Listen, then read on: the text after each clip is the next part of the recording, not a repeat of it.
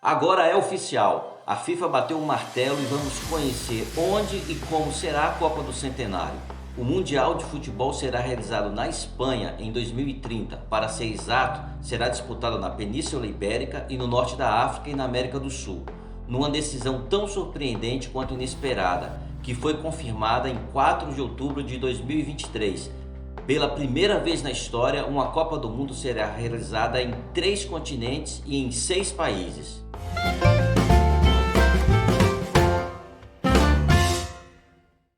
Ei, é claro que cabe! Olá, sou o Péricles do canal Cabe na Mochila.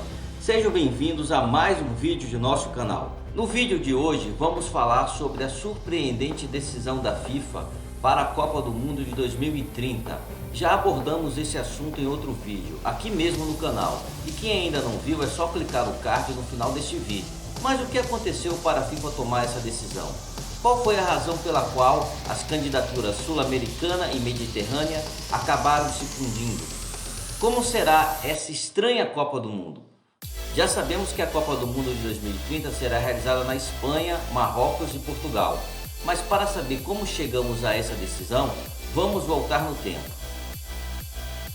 Em 2018, foi confirmado que a Copa do Mundo seria realizada em 2026 na América do Norte.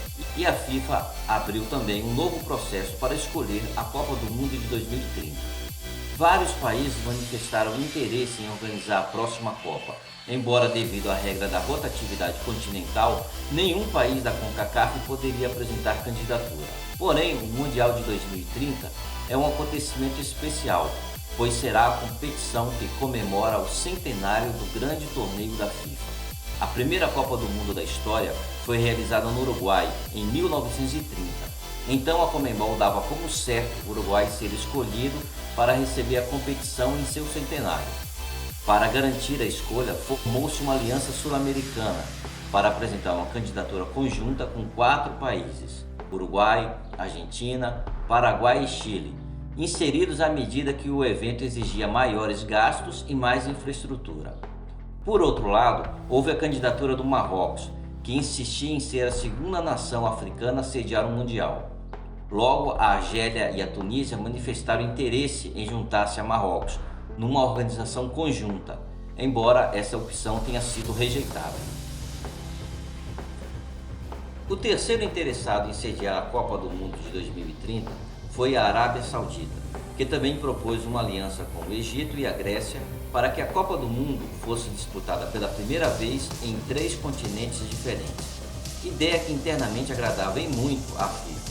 O poderio econômico dos sauditas dava ao país árabe uma excelente vantagem, mas a proximidade com a Copa do Mundo de 2022, organizada no vizinho Catar, e o intervalo de apenas 8 anos, deixou os árabes sem muitas chances de serem escolhidos.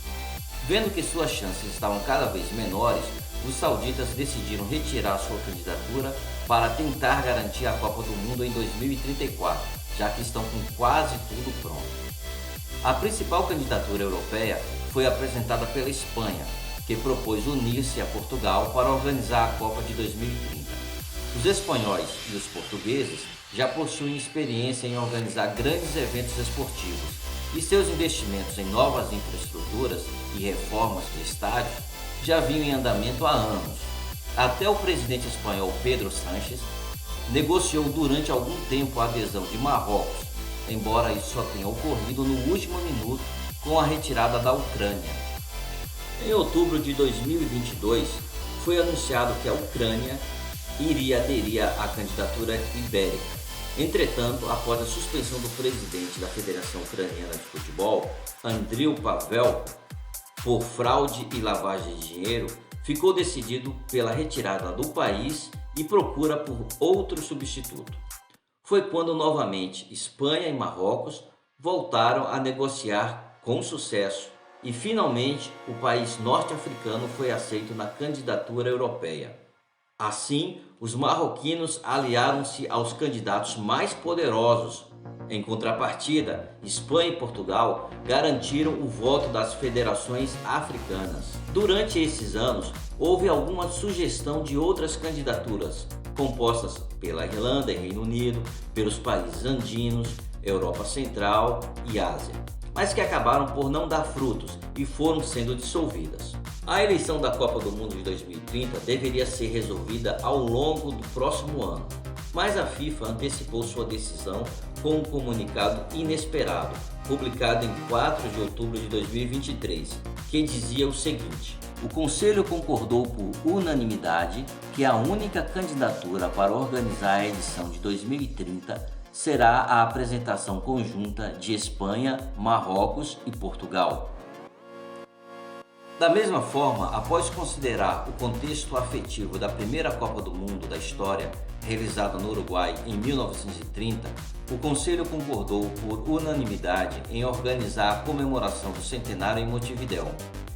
Com essa decisão, a FIFA quer homenagear a América do Sul no aniversário do torneio, permitindo que os 3 primeiros jogos da competição sejam disputados em Montevidéu, Buenos Aires e Assunção. Assim, Uruguai, Argentina e Paraguai jogarão suas primeiras partidas da fase de grupos nos dias 8 e 9 de junho, contra aqueles países de pior ranking FIFA, que estiverem dentro de seus próprios grupos, e depois todos viajarão para a Europa ou Marrocos para jogarem o restante da competição por lá. O que também mais surpreendeu nessa decisão foi a omissão ao Chile, que fazia parte da candidatura sul-americana e que foi sumariamente excluído pela FIFA das festas do centenário, sem receber muitas explicações. A FIFA então enfatizou que essas 3 partidas na América do Sul não terão status de jogos inaugurais, mas serão exclusivamente jogos em comemoração ao centenário. Já a grande novidade para os países organizadores é que, em vez de apenas uma partida inaugural de abertura, serão disputadas 3, uma para cada país sede. Embora ainda não sejam conhecidas todas as 48 seleções classificadas, as 3 seleções anfitriãs, Espanha, Portugal e Marrocos, já estão classificadas. E como bonificação, as seleções da Argentina, Paraguai e Uruguai também garantem o passe direto como co-anfitriãs. De qualquer forma, esta será a primeira Copa do Mundo envolvendo 6 países e sendo disputada em 3 continentes, América, Europa e África. A pressa do anúncio e a retirada da candidatura sul-americana deixam muitas incógnitas sobre o peso de cada país. Antes parecia bem claro que as partidas de abertura e a grande final seriam realizadas na Espanha, mas depois da saída do presidente da Federação Espanhola de Futebol, Luis Rubiales, e o crescente interesse de Marrocos, tudo ficou solto no ar. O que se sabe até o momento é que o novo formato da Copa consiste em 104 partidas e cerca de 50% dos jogos serão realizados na Espanha. O restante dos jogos serão divididos entre Portugal e Marrocos, além, é claro, das 3 primeiras partidas concedidas para a América do Sul, como um prêmio de consolação. Como já dissemos, o pontapé inicial da Copa do Mundo do Centenário será no pós-reformado Estádio Centenário de Montevidéu, enquanto os outros 2 estádios sul-americanos ainda nem foram definidos. Logicamente, a Argentina usará o novíssimo estádio mais monumental do River Plate, enquanto o Paraguai ainda entrará em processo de construção de um novo estádio em Assunção, o estádio Conmebol, que terá capacidade para 60 mil pessoas e que será o local escolhido para a estreia do time Guarani na Copa do Mundo.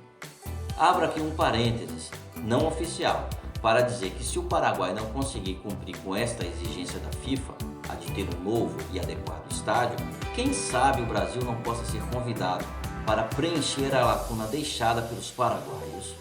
Não seria nada mal, hein?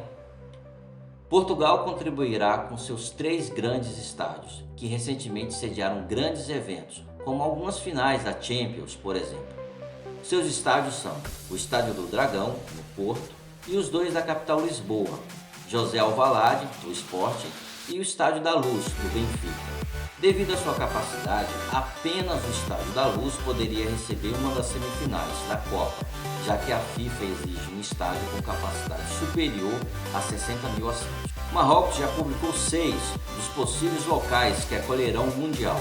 Embora sua grande ambição esteja mesmo em construir um gigantesco estádio em Casablanca, com mais de 80 mil lugares para se habilitar a sediar a final, que por sinal ainda não foi decidido onde acontecerá. embora tudo indique que seja disputada em Madrid ou Barcelona.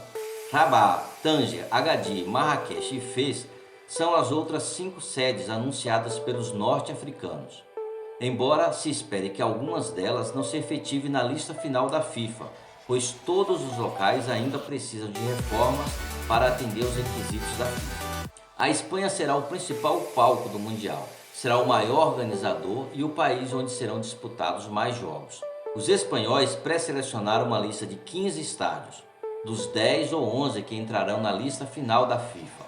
Entre os estádios com maiores probabilidades de serem escolhidos estão os estádios Santiago Bernabéu e Metropolitano, ambos em Madrid, Nuevo Camp Nou em Barcelona, RDC Stadium em Cornellà, San Mamés em Bilbao, La Caturra em Sevilha e os estádios de Anoeta em San Sebastián, La Nueva Rosaleda em Málaga, El Nuevo Molinón em Gijón, La Romareda em Saragoça e La Condomina em Múrcia. Com menos probabilidades, aparecem os estádios Gran Canarias em Las Palmas, Balaídos em Vigo, Riazor em La Coruña e o estádio Nuevo Mestalla em Valência. Se você quiser conhecer um pouco melhor sobre esses estádios, não deixe de assistir ao vídeo O Fim do Segredo. A Copa 2030 já está escolhida, aqui mesmo em nosso canal Cabe na Mochila.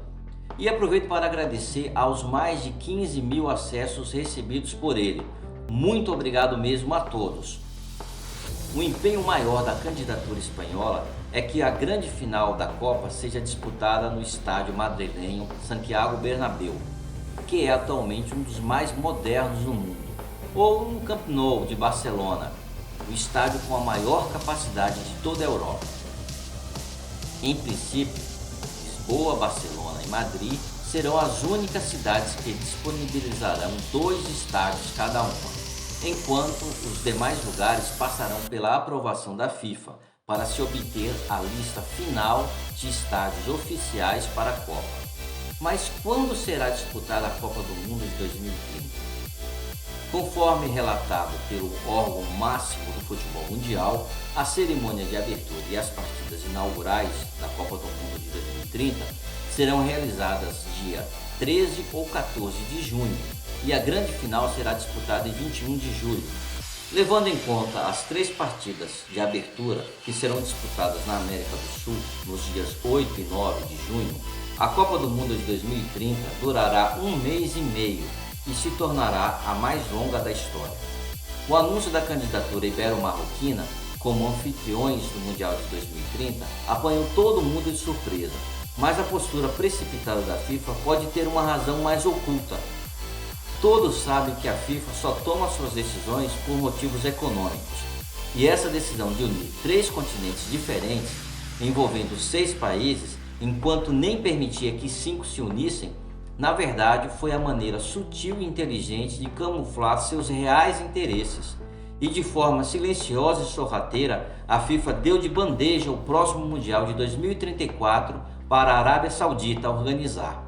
Afinal, a FIFA sempre gostou de receber um tratamento suntuoso e adora os mimos e a generosidade árabe. A escolha do país sede da Copa de 2034 estava prevista para acontecer em 2027 ou 2028.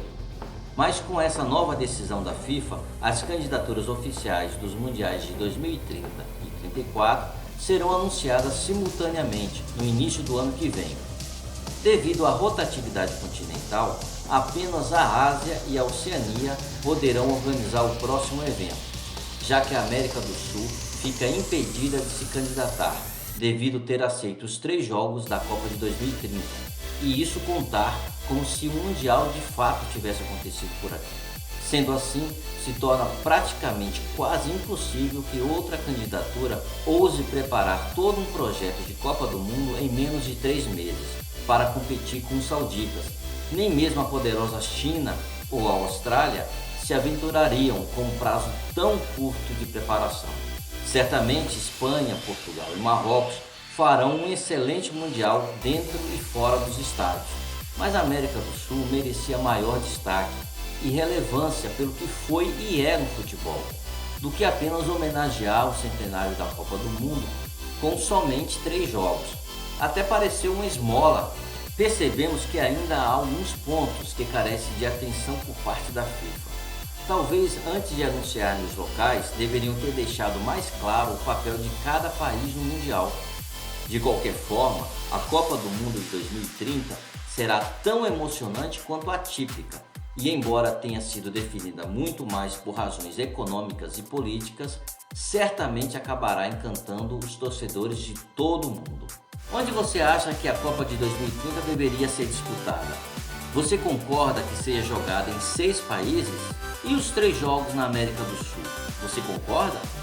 Se gostou do nosso vídeo, dê um like, dê a sua opinião nos comentários e compartilhe o conteúdo. A Copa do Mundo de 2030, é claro, também cabe na mochila.